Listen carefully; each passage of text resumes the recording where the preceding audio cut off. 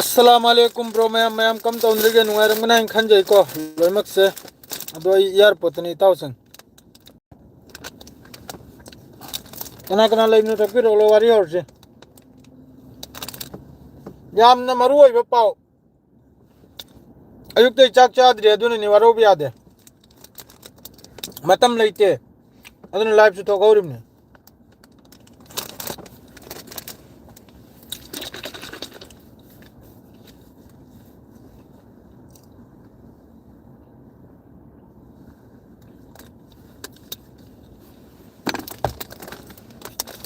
कना कना लागले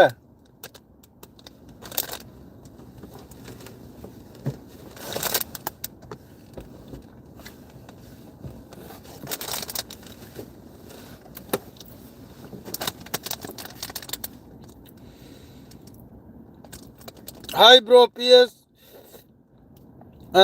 इमरान खान कम तोरगे इमरान खान नुंगाइरि ब्रो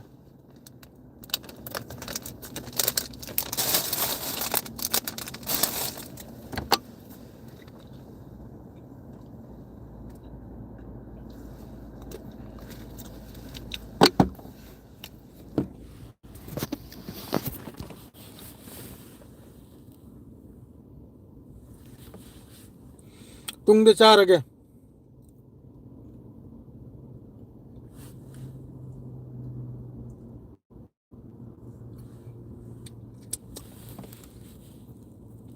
करिगनो इंगाल ngaलिसे लाइट मंगाल सिनो मारेन मसी लाइट सिनो नुंगाइ खिद्रेदा इताउ सिंह मस्जिद अल अक्सा हारिसी पाउसे औरगे मस्जिद अल अक्सा हारिसी मसी यामना होजिक खतरा दनि होजिक लैरिसे सेटलर मखैना होजिक तौरिसे वेस्ट बैंक दा होजिक तौरिसे हौखिबा अहिंसु सेटलर मखै मस्जिद अल अक्सा दा मी सनी की मथकते संगलेगा अखोगी बेहुरमती तौबा असुम तौदना मस्जिद अल अक्सा सिबु शहीद तौबगी फिफम से यामना उदन लैरे असिदा अमेरिका की तरफ तगी सो हौजिक statement लाइसी अंगाउब settler फत्तो me हाइदाबा अंगाउब हाइरे अंगाउब settler ngausnaba pakhang macha sinaba aduga violation oire habsisu mohoi machinde harakle west bank do igera gaza do igera violation oire habse loimuk ten saw violation ngasi oikre mi samagi nagyada ni sahid oikre se gaza da mi samagi nagyada nahalla lepagi matungda si kaino abda amakka hostages dil oikre dona hostages dil mi pithok dona loikre hing bami mi thadok thajin loikre hoji amka nauna lan hawre imna base nauna lan hawre imna ba masjid al aqsa da changjal lega masjid manung da behurmati tauba masjid ki akai ba thabak tauba asi kari naib da jis tarah babri masjid sahid tawkibogum masjid al aqsa se sahid tawbagi fifam se sila imna kana kana non message tani tawra khariba kana borim noi gyanam tadre adu kumbai fifam ni ko hawji lai se gaza sida madrai di 2 number da ngarang israel ki taraf tagi nongmai kap ubna adu su misib na te bas kap up khaktana israel ki taraf te chauna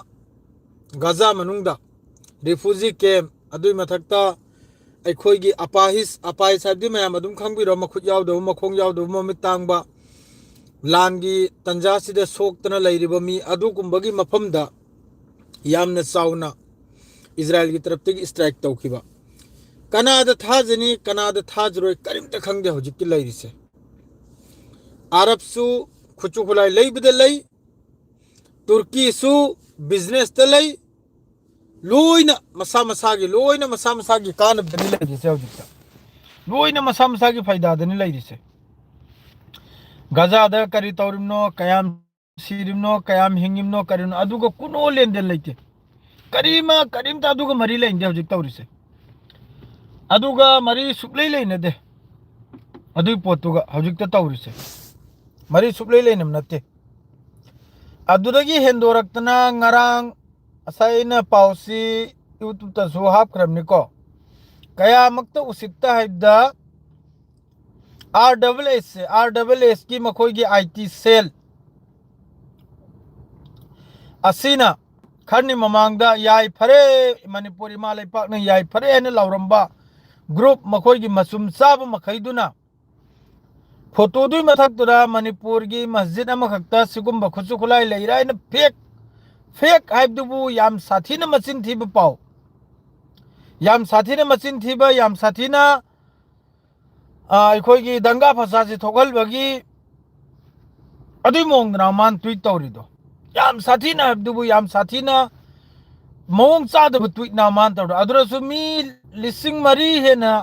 share तौरिमनी retweet तौरिमनी मागिदुदा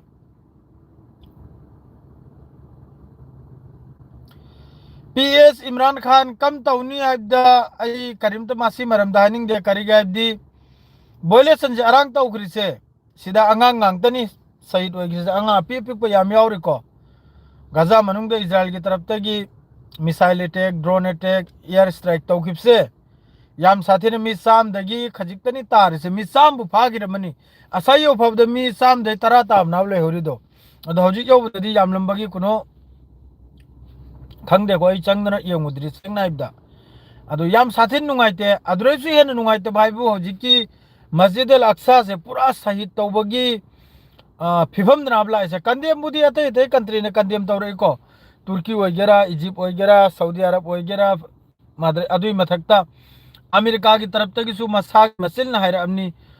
violation जी ओइरे West Bank दसु अद्रेदी गजा दसु ओइरे सिनी मसामक न हायरा अपनी गसीदी मसामक की statement नि अखोई की अमेरिका की महोई की एम्बेसी लेरिदो इजराइल दा अदुमक न हायरा अपनी पाव फोंगदोर अपनी पेट्रोल लीटर अमगी price cheap in Sweden petrol से सिदा लिटारम दा हौजिकती तांग खरे इताव सिदा हौजिक आइने थौरिबो गाड़ी सिदा हाबिसि लिटारम दा रियाल अनि खरे रियाल अनि गा कयानोनी सिदासु 91 95 हैन लैको आइन थौरि सेनबो अखोइन थौरिबो गाड़ी मखै सिरे लोइन 95 तुने अतांग बदुनी हापिसे 91 दनबो गाड़ी मचामसु अद्रेदी नुंगाइबो पाउमगा मणिपुर की मियमसु जुबेल हारि मफम सिदा मणिपुर की इनावमसु थुंगला खरे सऊदी अरब सिदा नहीं था निरम सुरे अंगरांग पाव फाव नहीं अदो मागे दु खजितंग तुंग द मागे द्रिवादु हायरागे द मागे फजन फमिन रगा वीडियो दु सेमलागे मागे दु थबुक पुदि नुंगारे लान पिन र तोलब सु मतम सान पिरि अदो ड्यूटी मतम द खजितंग गंता मापल तरा गुंबा दुम ओय माद्रे एग्रीमेंट द गंता निपाली रे यानी अरांग नहीं नहीं याबने मणिपुर के खोई पांगल मसाने हिम्मत तवदना थोलकतना अल्हम्दुलिल्लाह मा तोलब सु फजन फंगजरे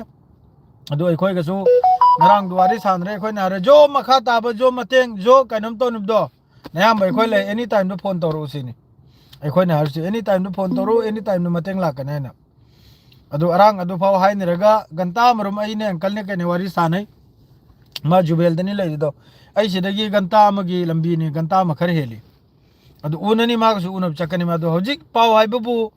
लोइने पाव तै से सुदान की सो अमेरिका ना हौजिक सुदान की वारी सी मखोई की न्यूज सिदा हारिम नबु हौजिक की